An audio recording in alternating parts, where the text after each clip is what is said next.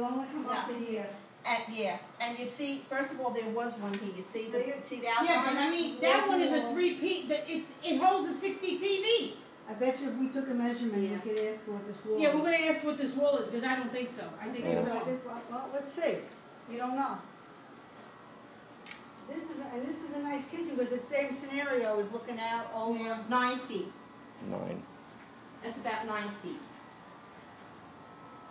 How big is your wall? Cool, Joe. That wall, he's not there, he wants to There's work. what do you call it, the light fit, they give you this. Yeah, one. did they put the speakers in, or you have to No, put the that? speakers you put in, but they give you a light.